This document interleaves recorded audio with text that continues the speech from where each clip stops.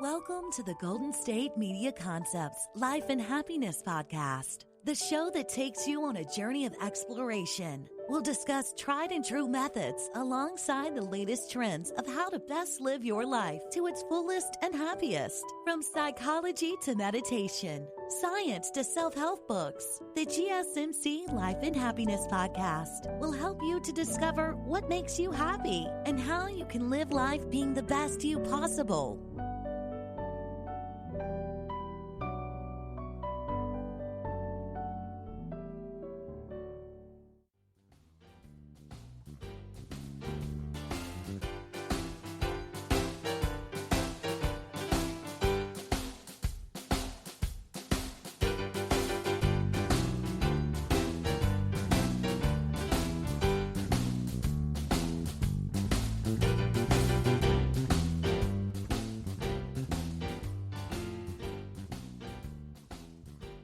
Thank you for tuning in to the GSMC Life and Happiness Podcast, brought to you by the GSMC Podcast Network. I am your host, Jordan Hall. Hi, everyone. How's everyone doing? I just opened my Easter gifts, and I loved each and every one of them. I know, Easter gifts are great and all, and it makes you happy, and it makes you beam up with happiness and, whatever, but it's mostly about how God came back from the ashes, or I think it's Jesus. I think Jesus resurrected himself and he became a whole new, that's what it's really about. It's about how he sacrificed himself for this big thing, and then he became a new form again. I think he resurrected from the dead. So that's what it's really about. So don't focus on the presents that much. Focus on the life that you have, the great family that you have right in front of you, the smiles, the enjoyment. Just focus on the great memories you have with your family, and don't focus on the gifts that much, because it's what you have right in front of you that really matters. So let's get to the podcast now. So today I will be talking about why living close to family has benefits, perks of being best friends with your mom, which I definitely am, and I cherish every single moment with her, Easter egg traditions you didn't know about, and beautiful memories with each of my family members.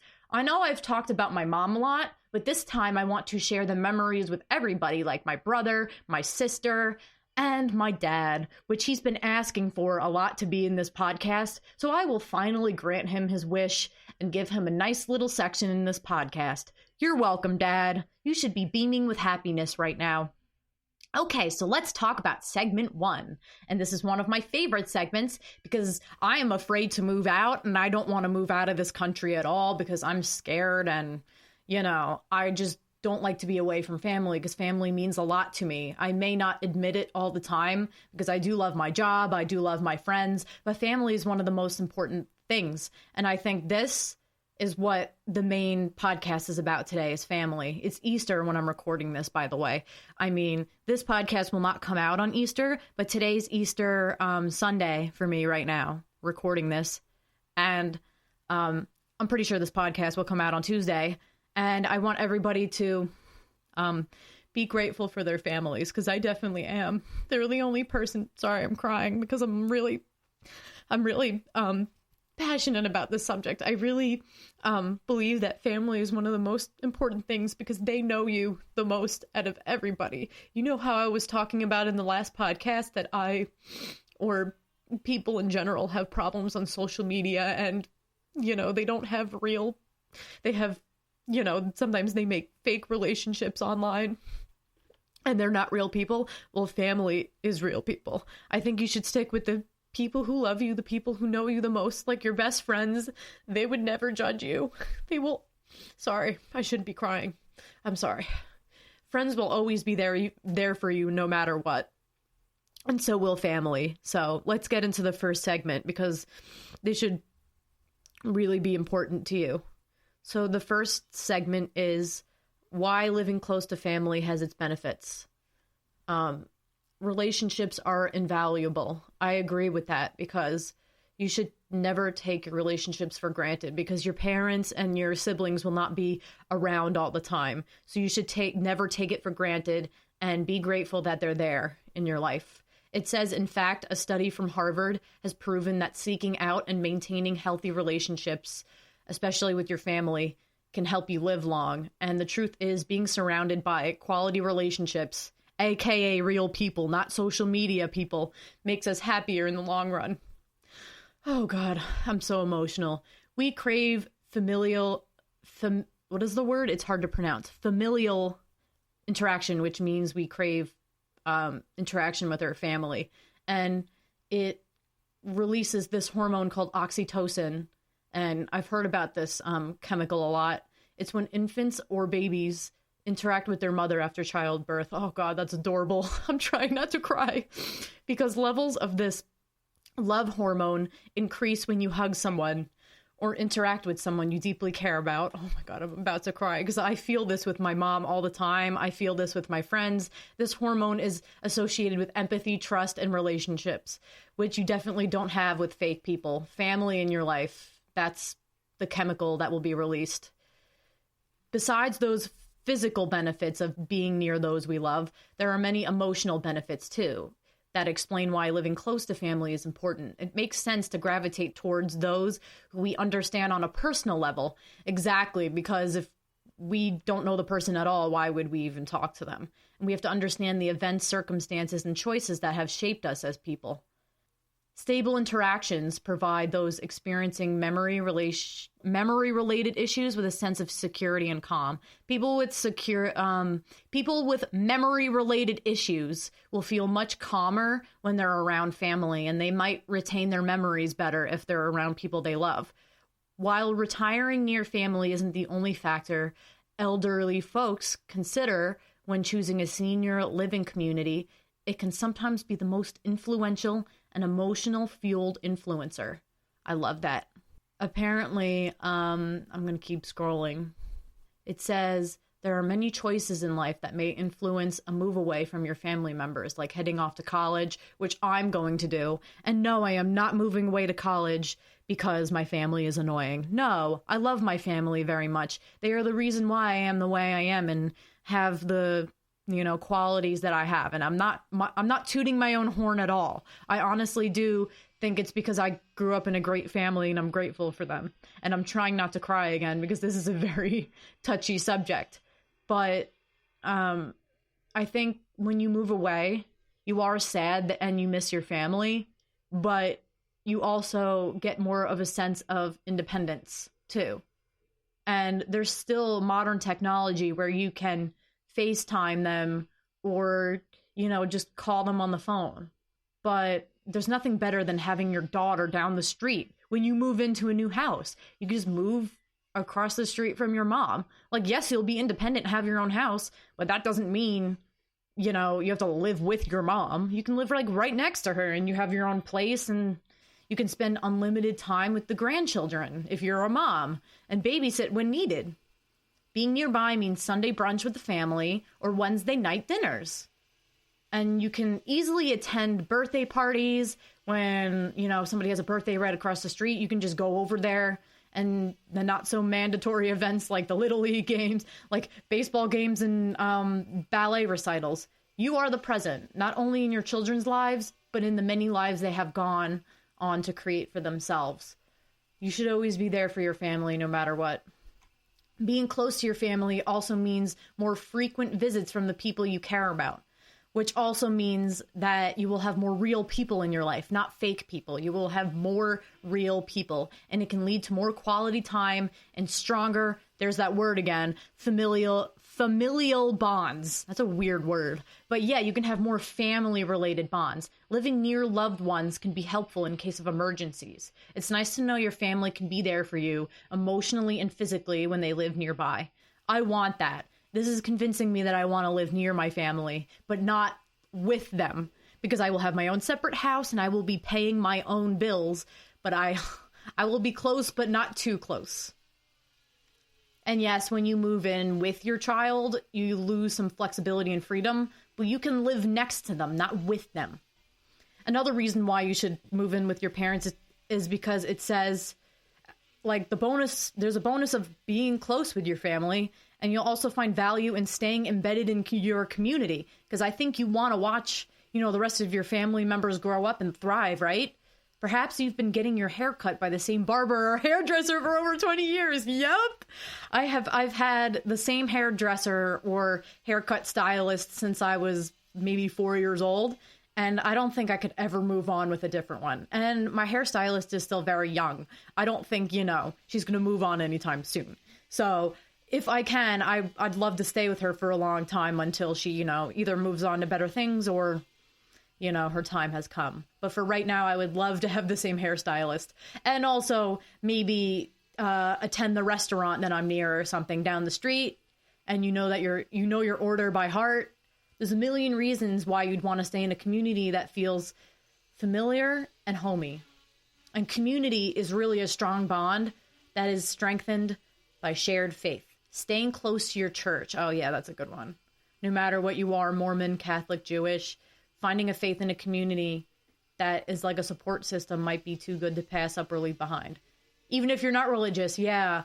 I mean, I used to go to church when I was younger. Like, I didn't really understand religion that much, so, I just attended it because my parents did.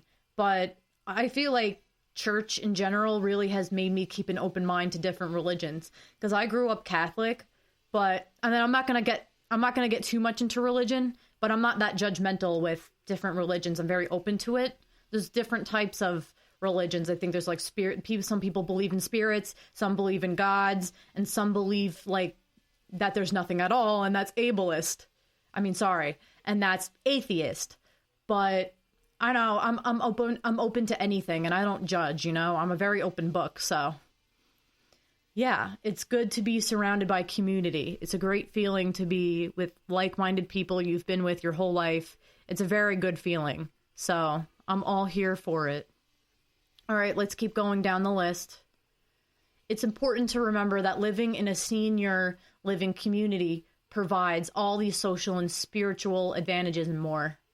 It is. And it might be the right choice for you and your family. Whether you're considering assisted living or memory care, it's smart to look into options near family members or other loved ones. Yeah, this is mostly for senior citizens, but I'm talking about when I'm a grown-up and I move out. So here's an article that I found on wehavekids.com, and it's 10 reasons why we even need family in the first place. It's related to what I'm talking about, but it's not exactly the same thing, but this is why we should have family in our lives frequently. And it's for our basic happiness, true happiness. And it's something that it's hard to come by for many people in this world. Yep, I can relate. It's hard to make myself happy. Usually when things just happen on its own, it makes me happy. I have made myself happy sometimes, but it's sometimes hard because you can just do things to yourself that are, that make you unhappy. When it comes to mean comments or, someone says something mean to you, but you just got to brush it off and try to find things that make you happy. And family is definitely something. Yeah, for your basic happiness, family is a good asset for that. Apparently, someone who wrote this article, somebody was like, my husband and my family and my daughter gives me happiness. And it says, my husband has this innate technique of making me laugh in the most appropriate circumstances. His silliness and my silliness have melded together in a way that makes our own unique language that no one else can understand. Me too. Me and my own family have our own inside jokes. And I love joking around with my family because I can say anything and my family won't judge me. They won't say, oh, Jordan, you're so weird. Oh, Jordan, you have this weird way of joking around. No, they will never judge you because they know more about you than anybody else will. So I think it's a beautiful, beautiful thing.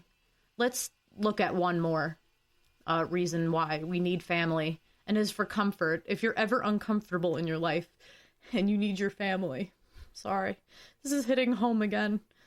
I love going to my family for support, emotional support. I usually, no offense, but I usually talk more to my mom than my dad about my problems. Like if I'm ever having an issue, I go to her because she's more emotional and she's more understanding. Like, yeah, she doesn't tell me what I'm doing is right sometimes because sometimes it's the wrong thing I'm doing. But she gives me emotional support saying, it's okay, everything will be okay. I support you. You're my daughter, and I will always be there for you. You know, when the world is weighing on your shoulders and you feel uncomfortable in your own skin, where do you find comfort? And this person says in the article, for me, there is only one place, at home with my family. As soon as I lay one foot in the door and the air within my home hits my skin, I feel an instant relief of worries and doubts. An immediate sense of comfort overwhelms me. I cannot say that this is due to where I live, but who I live with. Very true. Because whenever my mom is there in the room with me, that's when I feel the most comfortable. Because I feel like she is me sometimes. Like, I feel like we're one person because I get along with her very well. And I have mentioned my mom 100 times in this podcast. But you know what? When it comes to family, I'm going to mention my mom over and over again. So that was segment 1. This is going to be a very emotional podcast because family for me has never been more important right now. Really, especially in this pandemic. It's been very hard. But, you know, for the next segment, we will be talking about perks of being best friends with your mom. That's another family thing. So we will be right back.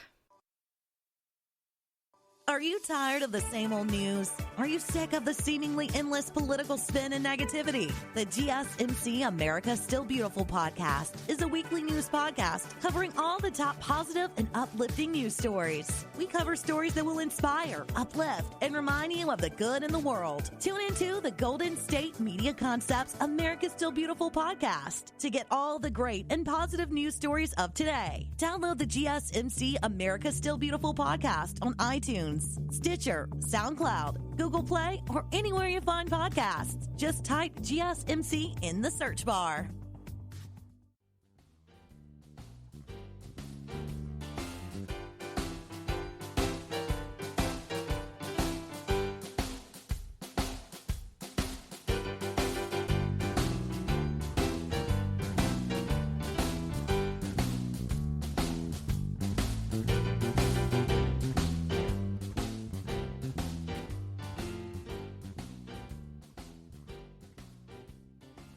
Okay, guys, we are back with segment 2. I'm sorry if I sound kind of non-energetic right now, but this is a very emotional podcast for me because I want to do this all about family because family is super, super important. I mean, it's not all about family. There's actually one segment There's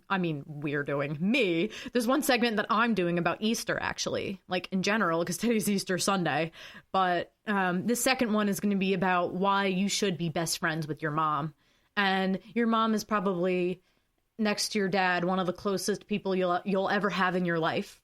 Because they're always there for you since your first steps, you know, since your first time going to college, anything. So you should definitely be best friends with your mom. I recommend it.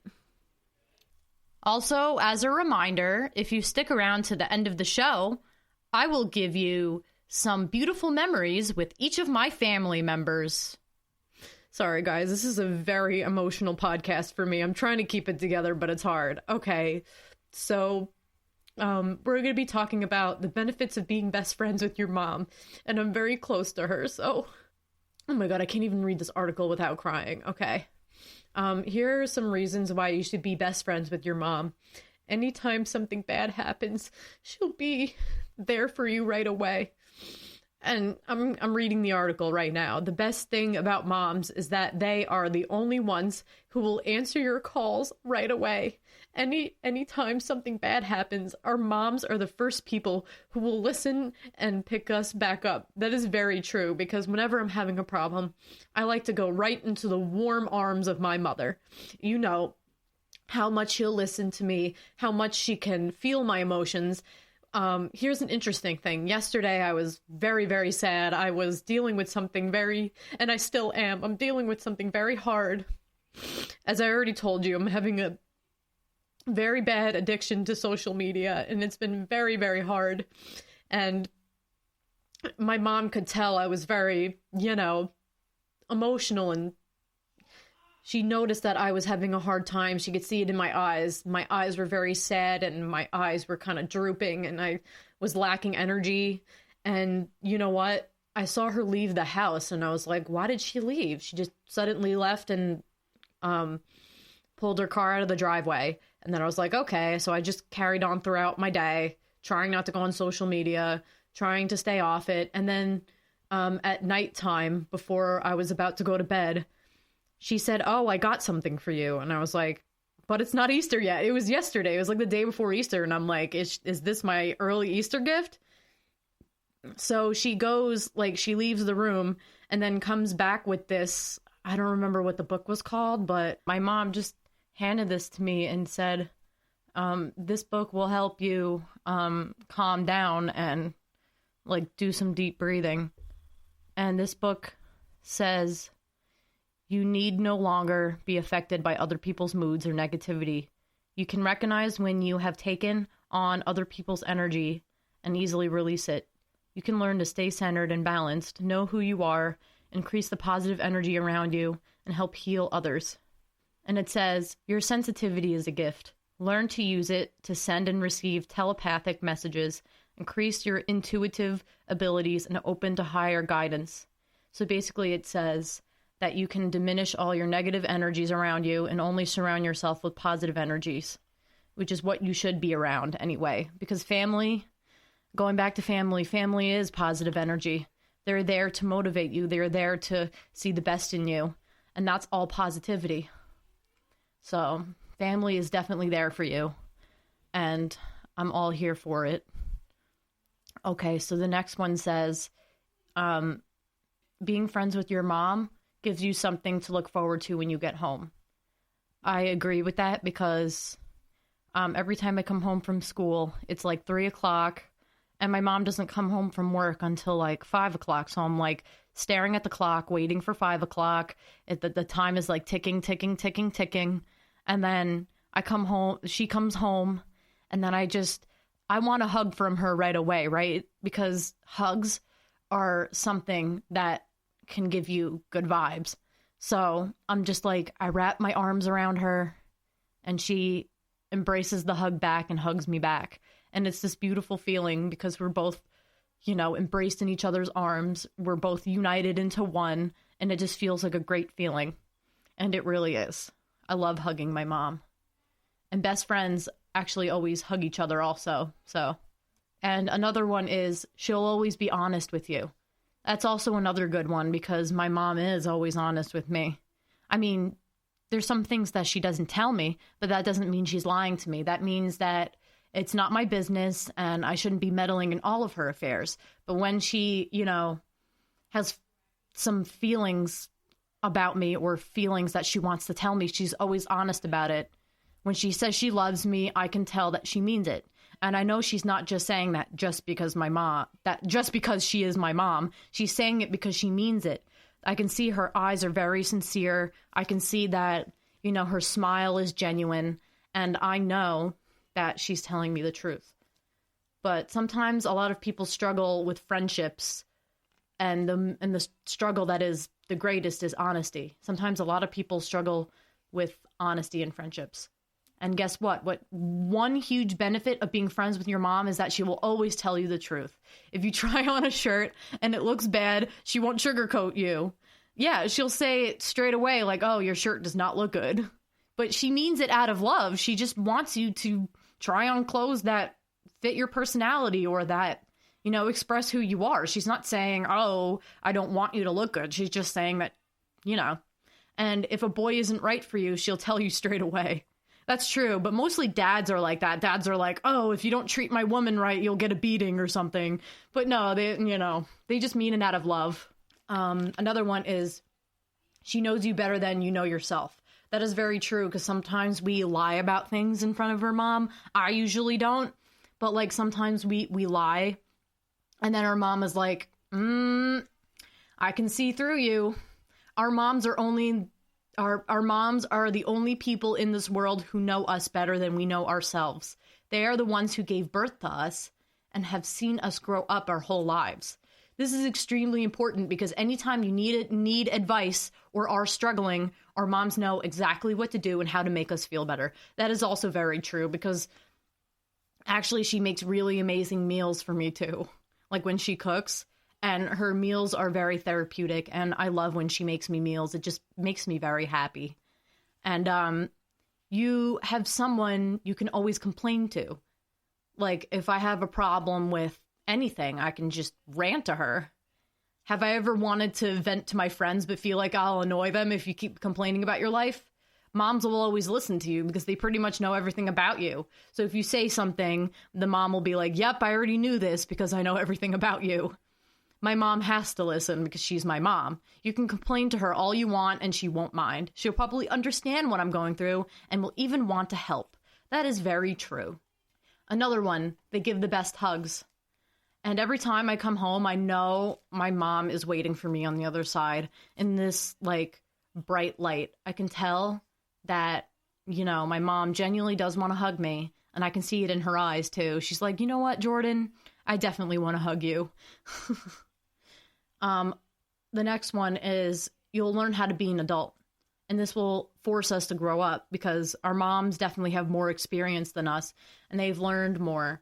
You know, they've been a kid too once, but they're older than us. So being close to your mom means you'll get the chance to become more mature for your age. It will definitely allow you to listen to their stories and learn from their life and their mistakes.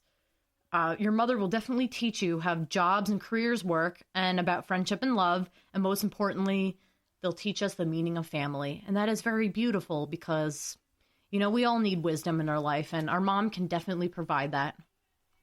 And I bet there are some stories about my mom when she was my age, and I would love to hear these stories because maybe there's a problem that I'm having, and maybe she had a similar problem when she was younger, and she can tell me how she dealt with it.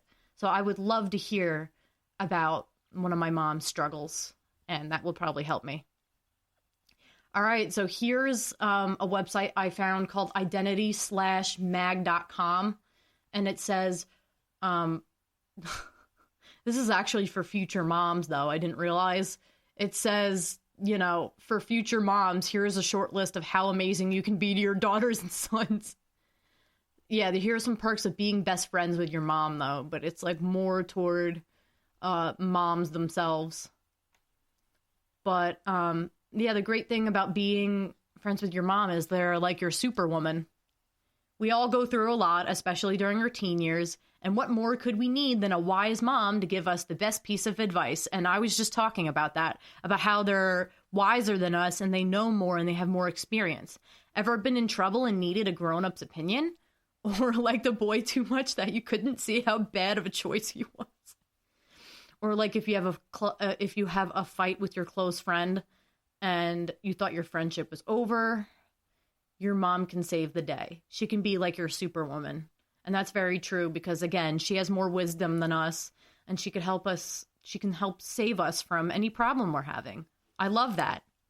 She can also be your backbone. No matter how bad you feel or how awful your day might be, going to her and talking about it just makes everything better. She will always be there for you in the darkest days, even before any of your friends. And here's the thing, she's inside your house and she's already there in front of you. So she's like your go-to friend where you can go to her for anything. Love that. She can also be your love guru. Again, if you have a boyfriend and you don't know if he's good for you or not, just go to him. I mean, go to your mom for that. Moms always set rules for you to follow, and when it comes to love, it is highly questionable to have full freedom, especially at a young age. But when you are best friends with your mom, you can talk about your love life freely with no restrictions. She will give you love advice on how to win that boy you like or what present to get for your girlfriend. Very, very, very, very true. Also, she can be your secret keeper. If you have like this deep, dark secret that you haven't told any of your friends, like, I secretly like romance novels instead of horror movies, you can just tell your mom that and she'll be like, I'll take the zip of the lippa and throw the key, which means like I won't tell a soul. And your mom, again, is always honest, so she won't go blabbing to her coworker or something. Regardless of what is going on in your mind, you can always share it with her. The fear of being judged is never there. She saw you naked for more than she can remember. You guarantee that even if you fight, your secret will never be out in the open. And again, she is always honest, so she will never expose you for anything. She could be your gossip partner. While gossip with your friends is great and all, but your mom's gossip surpasses anything else. You'll be having your own communication language that no one understands. Very true, because me and my mom have our own language. And like sometimes we talk to each other and my dad is like, what are you talking about? And we're like, shh, you know? We just have our own language. We have our own, you know, ways of communicating. The best of all are inside jokes that we both use to, you know, communicate with each other. It's really funny. One more thing. She can be your personal cheerleader. Having friends that support you is super great and all, but it's different with your mom. It's like having a personal cheerleader who constantly cheers for you and only you. She will motivate you when you're about to give up because she believes in you no matter what. That is true because, again, I am a woman with a lot of issues and my mom will always be there to accept me no matter what. And I love that. She will always have your best interest at heart because she wants you to be a better version of yourself. I am trying to do that every single day. Okay, so that's it. That's the end of segment 2. Up next, we will be talking about some Easter egg traditions you definitely didn't know about. We will be back. Tired of searching the vast jungle of podcasts? Now listen close and hear this out. There's a podcast network that covers just about everything that you've been searching. Hey! The Golden State Media Concepts Podcast Network is here. Nothing less than a podcast bliss with endless hours of podcast coverage. From news, sports, music, fashion, cooking, entertainment, fantasy, football, and so much more. So stop lurking around and go straight out to the Golden State Media Concepts Podcast Network. Guaranteed to fill that podcast itch. Whatever it may be. Visit us at www.gsmcpodcast.com. Follow us on Facebook and Twitter and download us on iTunes, SoundCloud, and Google Play.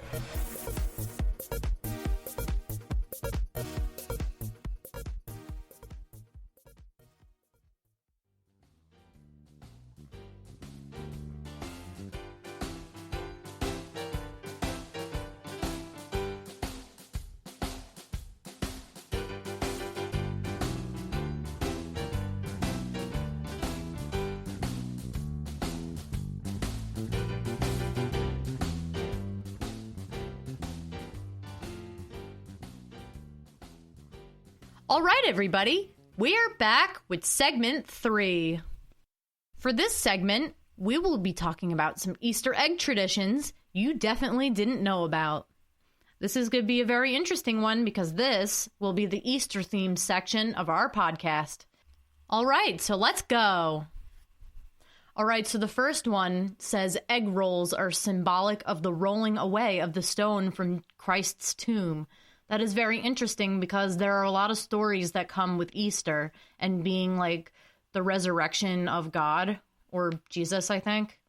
But it says egg rolls, like the one that takes place every year at the White House. I did not know, but definitely did not know that. Go back hundreds of years. The U.S. started hosting an egg roll back in 1814 with James and Dolly Madison. Wow, that must be like a really big tradition now. I bet a lot of people do it. Kids in the U.S. use a wooden spoon to keep an egg rolling, while in Scotland, kids try to have an egg roll to see which person goes the farthest. Like rolling an egg, it's kind of like a race to see which person's egg will go the farthest. That sounds like a fun tradition. It sounds like something you would do during your field day at school or something. Sounds fun. Okay, so next is the egg dance. In Germany, there's an old game where people dance around eggs and damage as few as possible. That's very interesting because you know the phrase walking on eggshells? This is kind of like the physical version of that. Like you're trying not to crush the eggs and you're trying not to, yeah. It just sounds interesting. All right, so the next one says egg tapping. It's kind of like when you like clink like a glass or something, like when you're doing cheers with someone. It says egg tapping. Egg tapping takes place throughout the world in different forms. In egg tapping, people grab an egg and tap the pointed end against someone else's egg. It's kind of like, again, clinking glasses when you're having tea. Whosever egg doesn't break is thought to have good luck for the next year. But what if both of yours don't break? I guess you both get good luck then, right? That's very interesting. I should probably do these with some of my family members.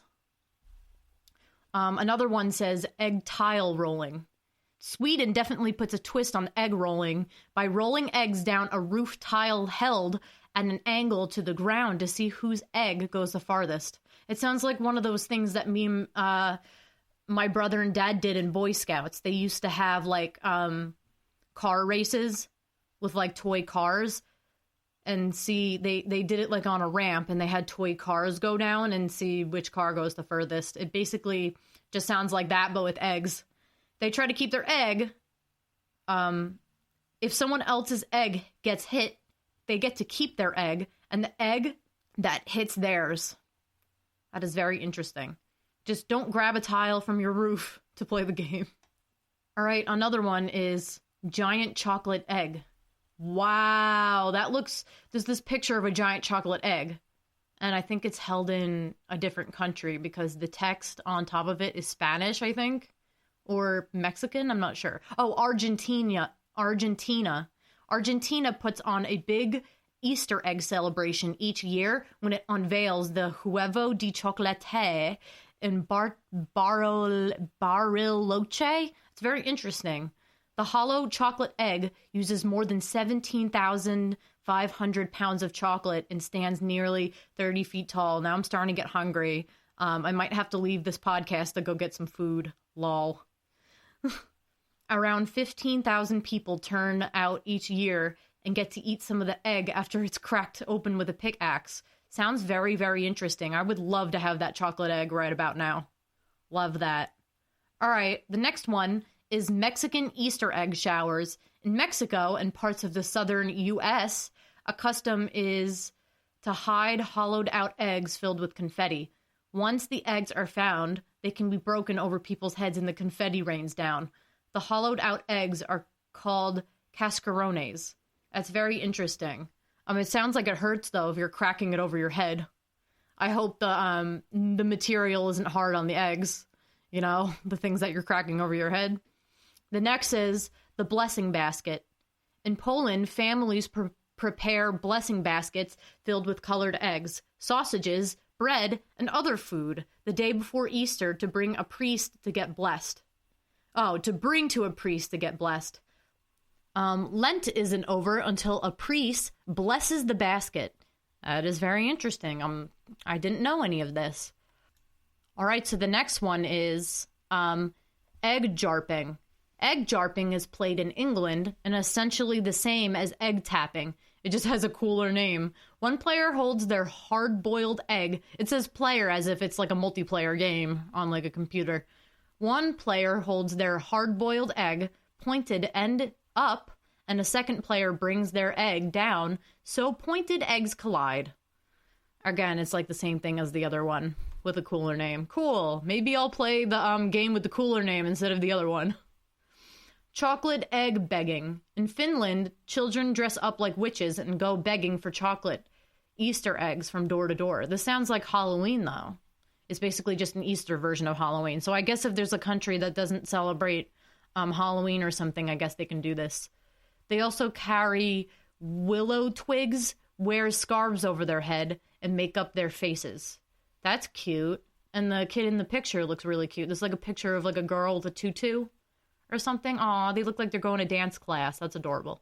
Oh my god, giant omelet. Ooh, I want an omelet now. I might ask my dad for an omelet for lunch or something. Easter brunch takes place on a different look in Haux, France, where each year a giant omelet gets made on Easter Monday.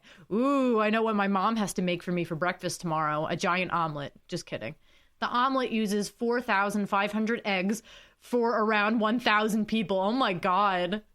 I wish a giant group of people can make food for me every day. That would sound awful. That would sound awesome.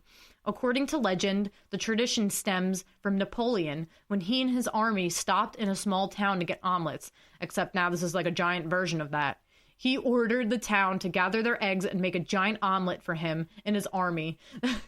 This basically sounds like a selfless version of what Napoleon's doing, because at least the workers now are making it for other people instead of, the town's ruler. You probably don't need to feed 1,000 people, but don't keep visitors waiting on an omelet with a dirty skillet. And now there's a link that says, check out the best way to clean a cast iron skillet. I don't want to go off topic, so I'm not going to click that link. But yeah, that sounds like an amazing tradition. They should do that for Christmas too. Like make a giant Christmas cookie, or like for Thanksgiving, make a gigantic turkey. Oh my God, this sounds cool. Or like for Halloween, make a giant candy, or make a giant chocolate jack-o'-lantern or something. Like, wow, that sounds like that sounds amazing. Another one is engraved ostrich eggs. Decorating eggs as part of a spring ritual actually dates back 60,000 years. Archaeologists discovered ostrich eggshells in the Kalahari Desert, which were used as water flasks that were sometimes decorated with patterns engraved. Sounds interesting. Have nothing much else to say about that, but sounds cool. Use up eggs before Lent. Centuries ago, eggs were used to be consumed before the start of Lent because they were forbidden to eat during Lent. People couldn't stop chickens from laying eggs during Lent, however, but several traditions emerged after Lent involving egg dishes. I know, like, on Lent, I don't think you can eat meat or something. Like, it's so hard to do that, but you gotta do it for God. You gotta do it. Because it's, you know, a tradition that people that are Christian or Catholic, that's what they do. Meatloaf with egg. That's interesting. Though we've often seen meatloaf with egg on his face, but the dish, meatloaf, stuffed with hard-boiled eggs in a Greek tradition called rolokima. Sounds yummy. Might have it for dinner or something. Hornazo. Wow, I've never heard of that. The picture looks like a hot cross bun on this website. I forgot to say the name of the website. It's familyhandyman.com. And it looks like a hot cross bun if you look at this hornazo food. It says hornazo is a Spanish meat pie filled with pork loin, chorizo sausage, and hard-boiled eggs, typically eaten around Easter. Sounds cool. The inclusion of the hard-boiled egg is a holdover from the days when people hard-boiled eggs that chickens laid during Lent to preserve them, since eggs were forbidden during Lent. Definitely sounds interesting, but it looks more like a hot crust bun to me. Hungry potato casseroles. Potato casseroles with hard-boiled eggs are pretty standard for Hungary. The dish, rakat crumpli, includes Hungarian sausage, onion, sour cream, breadcrumbs, and paprika. Sounds yummy. There's a lot of food on this list. Blessed eggs. Orthodox churches will bless Easter eggs and distributed to the congregation. The egg is viewed as a symbol of resurrection with a new life sealed in it. There's a lot of different traditions on here. I love it. Another one, eggs to the cemetery. After people have their eggs blessed by a priest, people will bring them to the cemetery to place on the graves of loved ones who have died. I kind of want to do that now with my mom's mom, who died when she was 14. I might give her some eggs now for Easter. I might ask my mom after this if we can go to visit her mom. I think she would love that. You know, so her mom can celebrate Easter with us. That would be, you know, amazing. All right, so let's go on to the next one. Onion skins and vinegar. Easter egg dyeing kits are the route most people take to creating their colorful decorations, but the traditional path has been using onion peels. Very, very interesting. I don't know what else to say about that either, but it sounds like all good food. Ooh, filling eggs with money instead of candy. My parents have done that. What's better than finding more candy in an Easter egg? Finding money to buy more candy in an Easter egg. Some people do that. For some people, placing money in an Easter egg is a custom. Maybe a bunch of dentists. That's very interesting because actually, sometimes in my Easter basket, my mom puts money in my eggs instead of candy. And actually, how you can tell if money's inside it or not is if you shake it. If you shake the egg and you feel like metallic objects, if it sounds like metal, it's most likely money. But if you shake it and you find like, also helping, this helps a lot, is if you open the egg but close your eyes and then smell it. If it smells like metal, it's most likely money. But if you smell the egg and it smells like, you know, jelly beans, it's most likely jelly beans, which is a very popular thing that people put in eggs. So, okay, here's another one. Easter egg centerpieces. At Easter, people will include Easter eggs with their centerpiece to keep the egg motif going.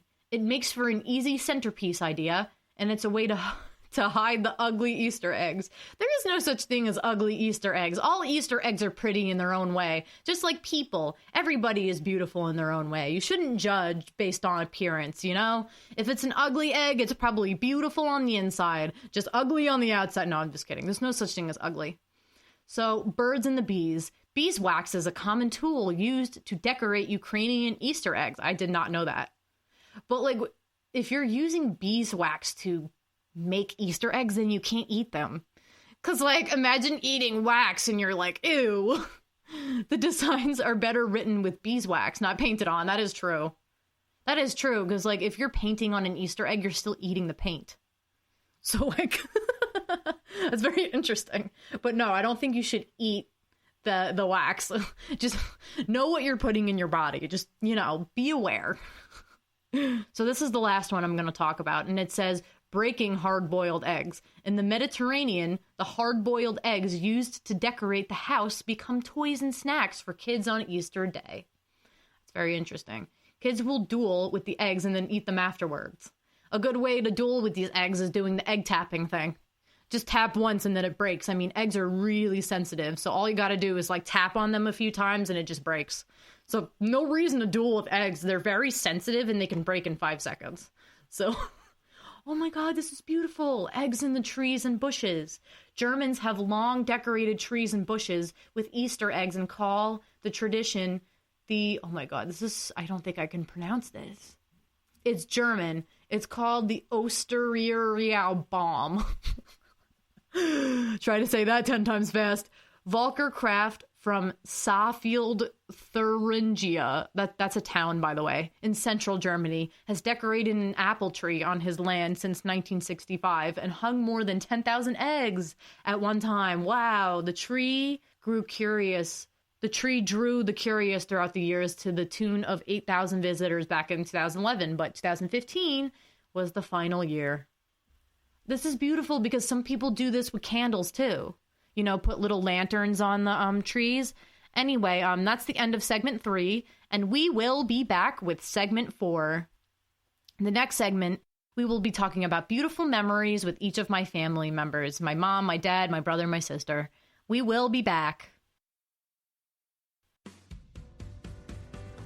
The Golden State Media Concepts Travel Podcast, the show that gives you advice on everything travel. We explore places you've always wanted to go, as well as giving tips for traveling in those places. We'll give you advice on the best sites for travel tips, information, and discounts. Join us as we travel the world, explore cultures, and meet new people. The Golden State Media Concepts Travel Podcast has got you covered. Download the GSMC Travel Podcast on iTunes, Stitcher, SoundCloud, Google Play, or anywhere you find podcasts. Just type GSMC in the search bar.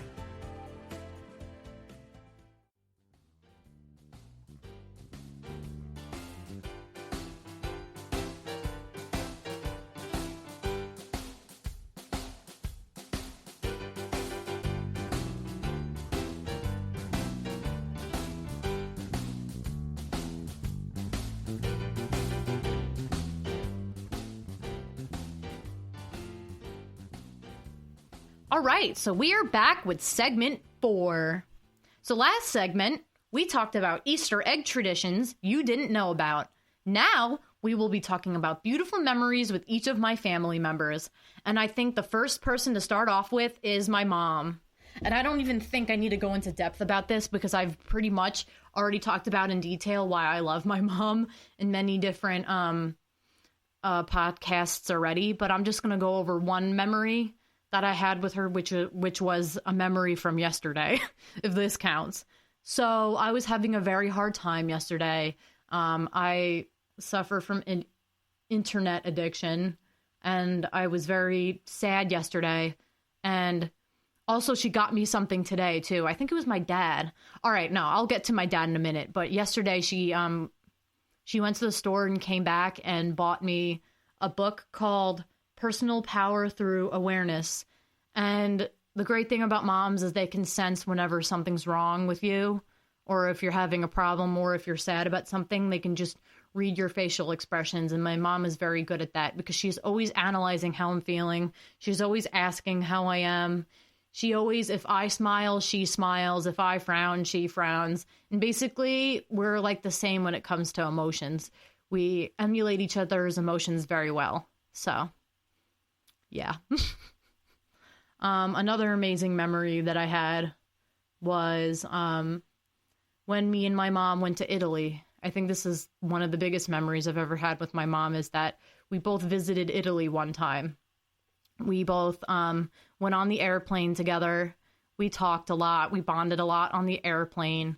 And then we arrived in Italy. And from that moment on, I think that's where we really started to bond, because my mom is actually Italian. We took Ancestry.com, and it turns out she's like 83% Italian. So it was nice to visit Italy because that's where we felt most at home sometimes. And we were able to visit like Rome together. We were able to visit like Florence together. I think we went to Bologna too. We went to different places. And she also met some friends there as well. So we had some like friends from different places around the world. And it was really amazing because it's like a multicultural place. So I think that was one of the best memories with my mom, is going to Italy with her and spending time with her a lot there. Let's talk about some memories with my dad, which I have a lot of those too. A memory with my dad is when, I have a lot with my dad. The first thing is he has come to all my piano recitals. He has attended like every single one, including my mom. But Dad is really the one who helps me academically. He has helped me, study for tests. He has been there to help me practice for tests. Like, kind of like, sometimes he likes to quiz me on the answers. Like, if I have a test coming up, I would give him the answer key and we would study together. Like, I would say, Dad would ask me a question, I would say that, and if I got it right, he would either give me a thumbs up, a smiley face, anything. Like, he's really good at helping me with academic stuff. But yeah, he would always attend all my piano recitals. I would always see him in the audience, him smiling. I mean, he doesn't really smile a lot. When it comes to me, he definitely smiles a lot. But yeah, I see him in the audience and I'm like, hey. He helps me with my career. I used to work at my dad's work. He helped me with all my interviews and stuff. Like, he would help me with the, what is it called? He would help me with my resume. He would help remind me how many good things that I have in my life, like the things that I'm good at, like playing piano, writing music. He would always remind me of all the achievements I got in school, like that I got the dean's list or I got like a 4.0 GPA. He would always remind me, and he would always encourage me to put that on my resume. Remember all the achievements that I've made in my life and put them on my resume. Because usually when I make a resume, I usually sometimes forget the things that I'm good at. And he's always there as an asset to remind me, you're good at things, Jordan. You have talents, and I know you can make it in life. So he's always there to help boost my confidence. That's one of the biggest things. And I love that about him, that he can do that.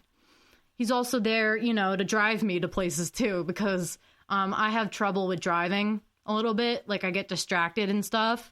Also, another thing though, he's actually been teaching me driving a lot. Like, I started driving when I was 17 and now I'm 23 and I'm having trouble with driving because I have, some attention issues. Like, yes, I am very focused on the road, but it's hard for me to learn how to drive for some reason. I haven't been, and also during the pandemic, it's been hard to drive to places.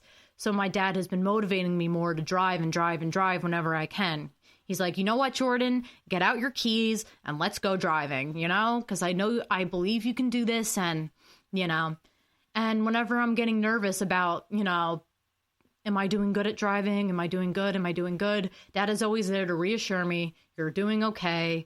I know you can do this and I know you can push through this. And whenever I'm nervous and whenever I don't feel like driving, I go, hey, Dad, can you drive for me? And he says, sure, because he's a really good dad. And I love that my dad will do anything for me. Well, almost anything anyway, because he's just there to encourage me to do, the best that I can do. He helps me study. He has helped me with my career. And here's the thing. My dad, no offense to him, he's not really good at like boosting my confidence with his words because he's not really a good speaker, but he helps me in ways like his actions. He helps me boost my confidence by showing me what I'm good at, by demonstrating it, not by, speaking. But he's very good at, helping me at what I'm good at with his actions. He always shows up to my piano recitals, I love my dad, and I'm glad that he supports me. All right, so let's talk about memories with my brother, which I have a lot of memories with my brother. I could probably go on the next 10 minutes talking about my brother. So, as you know, me and my brother were very close growing up.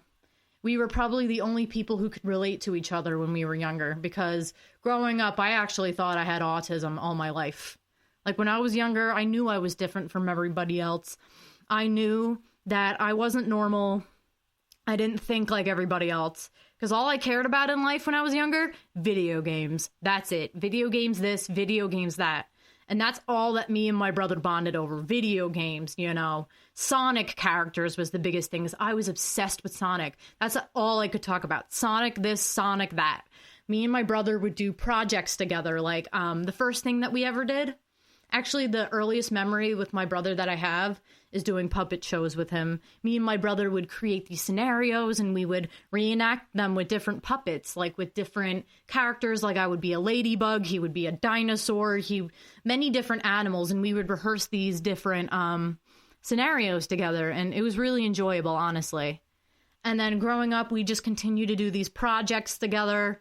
Me and my brother, also did some physical things outside before social media, before any of that we knew that existed. Me and my brother would invent these obstacle courses outside. We would, set up different bases, kind of like baseball. We would make different courses, agility courses, like jumping over hurdles or doing jogging or anything. We would swing on the swings together. We would play baseball together. I think we would pogo stick together too. I'm not sure about pogo sticking, but I was obsessed with pogo sticking when I was younger. But me and my brother would ride bikes together too with the family. Me and my sister did that too. But my sister will be the last person I'm talking about, by the way. And it will be a very special talking about her. It will. But anyway, me and my brother would do all that together before social media was invented. And me and my brother also did this. Once we started getting really obsessed with video games and playing them, me and my brother invented this series called The Universal Planet. So here's the thing. So back then, I actually believed in space and universes and stuff. So I created this fake planet that these Sonic characters would live on. I was so imaginative back then. And I made this fake planet called the Universal Planet where I would place these Sonic characters on them. And I would be the queen of this universe. And my brother would be my assistant. So that's what we talked about on our TV show. We created this series called the Universal Planet series or whatever. And we would talk about this fake planet, all the people that lived there, all the communities that lived there. And we would talk about this fake community that we created. And we would... At the beginning of the show, we would start out going hi, my name is Jordan, my name is Chris, and then I would do the weather or something, and then me and him. So what we did was we printed out all the Sonic characters on paper. We printed it out and turned them into little puppets on paper, and we would pretend to talk to the Sonic characters, and I would voice all of them. And that's actually how I became a voice actress and how I discovered that I like radio, because I was voicing all these characters that we would communicate with. I voiced Sonic, I voiced Amy, and those are different characters that were in the Sonic universe. And I would voice all of them while talking to these characters. So it was a lot of fun. Me and my brother were very close when we were younger. So that's me and my brother. And now here's the last person I will talk about, and that is my sister. So here's a very interesting thing that I'm gonna say. Growing up, I didn't really appreciate my sister. I loved my sister. I never hated my sister ever. I do like my sister. It's just growing up, I didn't really accept her how I should.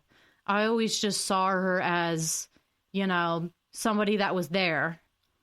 And I wasn't really close with her. I mean, I would say I love my sister because she is my sister, but I never really appreciated her like how I should have. Yes, I knew she was special. I knew she, was different from other people, but I never really appreciated her. I was so young, I just always saw her as annoying. I always saw her as a nuisance, and I feel very bad saying this, but that's how I thought. I thought she was just there to annoy me. I thought she would always, just torment me and stuff. And it's not her fault. She has autism. And so does my other brother.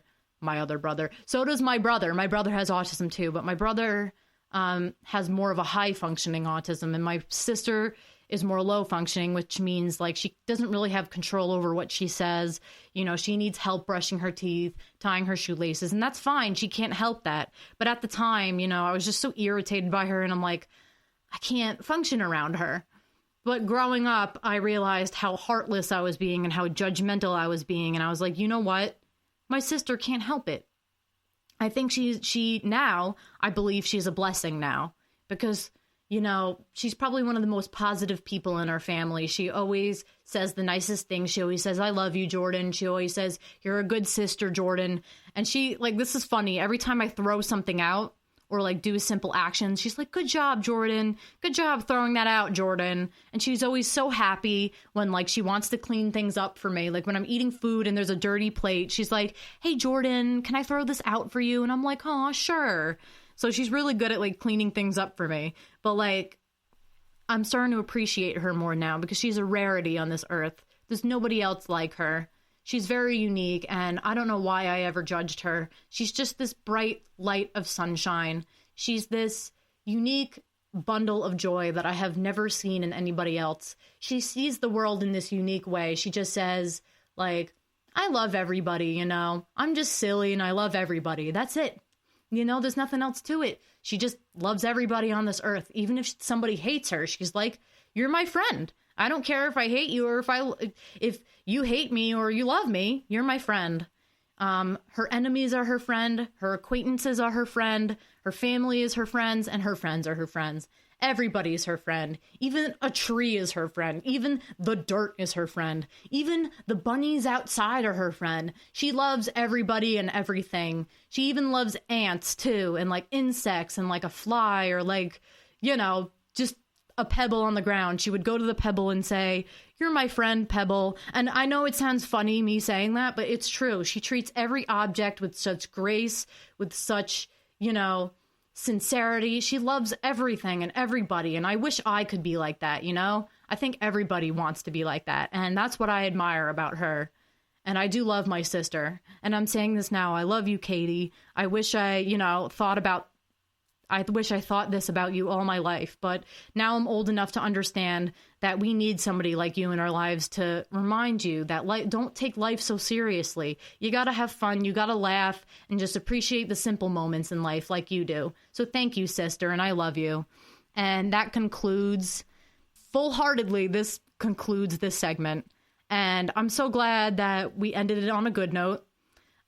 Easter was so much fun, and I got all the gifts I wanted, but it's not about the gifts, everybody. It's about family and about, just spending those moments with your family whenever you can. And I love you all so much. And thank you for listening to the GSMC Life and Happiness podcast, brought to you by the GSMC Podcast Network. I would like to ask that you please remember to subscribe to the show and write a nice review. That really helps us. Also, if you could please follow us on Facebook, Twitter, and Instagram. Thank you. You've been listening to the Golden State Media Concepts Life and Happiness Podcast, part of the GSMC Podcast Network. You can find the show and others like it at www.gsmcpodcast.com. Download our podcasts on iTunes, Stitcher, SoundCloud, Google Play, or anywhere you find podcasts. Just type in GSMC to find all of our shows. From the GSMC Podcast Network, from sex and relationships to health and wellness, life and happiness, and even weird news. You can also follow us on Twitter and Facebook. Thank you, and we hope you have enjoyed today's episode of the Golden State Media Concepts Life and Happiness Podcast.